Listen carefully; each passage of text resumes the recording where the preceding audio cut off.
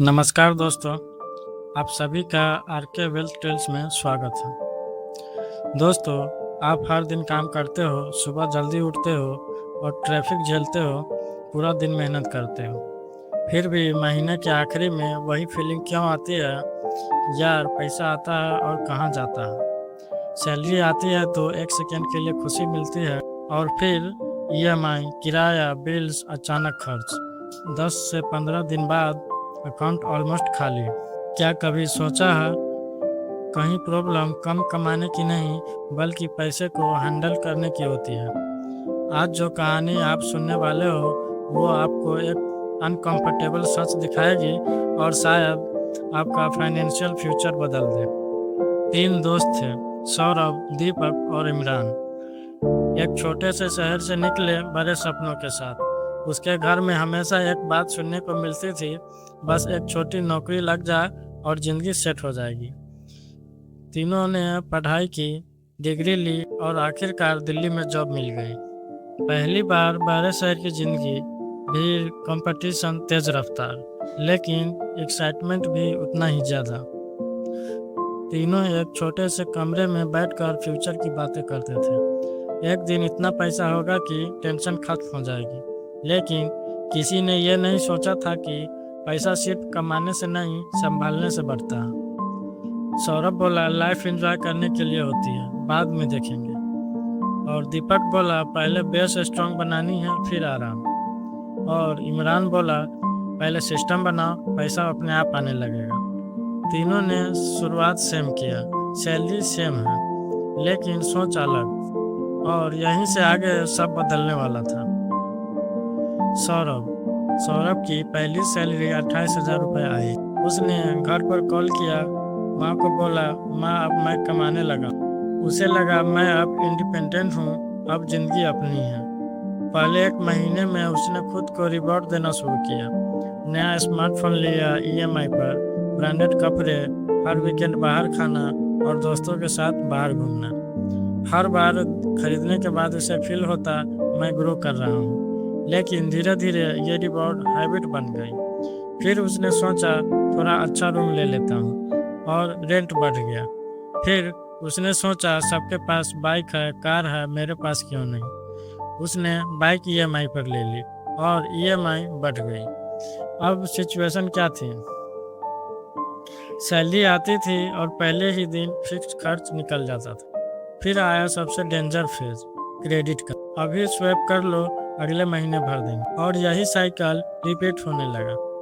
महीने के अंत में स्ट्रेस, गिल्ट और कंफ्यूजन होता था, लेकिन बाहर से इंस्टाग्राम स्टोरी और हैप्पी लाइफ दिखाना। सच क्या था? वो धीरे धीरे फाइनेंशियल ट्रैप में फंस चुका था। और यही है लाइफ स्टाइल इन्फ्लेशन। जितना कमाओगे उतना खर्च बढ़ाओगे, और एक दिन रियलाइज होगा इतना कमाने के बाद भी कुछ बचता क्यों नहीं।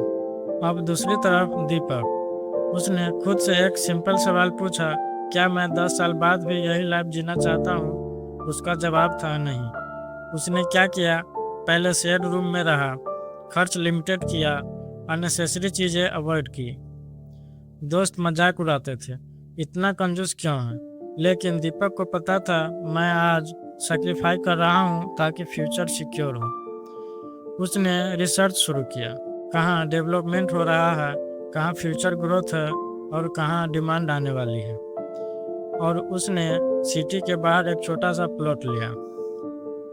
रिस्क था लेकिन ब्लाइंड नहीं था, रिसर्च बेस्ड था। पहले 3 से 4 साल में कुछ खास नहीं हुआ।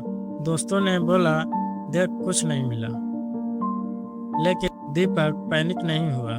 फिर धीरे धीरे रोड बनना शुरू हुआ, इंडस्ट्रीज आई, पॉपुलेशन बढ़ी और डिमांड बढ़ने लगी और प्राइस भी बढ़ा।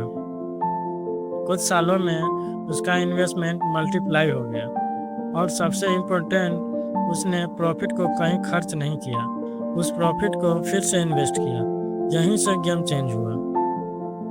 अब उसकी इनकम सिर्फ सैलरी नहीं थी, एसेट भी इनकम जनरेट कर रहे थे। अब इमरान ने तीसरा रास्ता चुना। उसने ना जमीन लिया, ना दिखावा किया, सिर्फ डिसिप्लिन और सिस्टम बनाया।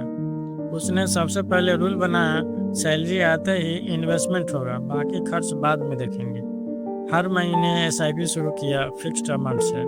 No excuses. मार्केट गिरा, पैनिक नहीं हुआ, उसने इन्वेस्टमेंट इंक्रीज कर दिया। उसने इमोशन हटाया और सिस्टम को फॉलो किया। साथ में उसने स्किल सीखा, फ्रीलांसिंग, छोटे प्रोजेक्ट, एक्स्ट्रा इनकम। और सबसे स्मार्ट मूव, एक्स्ट्रा इनकम को कहीं खर्च नहीं किया, एक्स्ट्रा इनकम को इन्वेस्ट किया।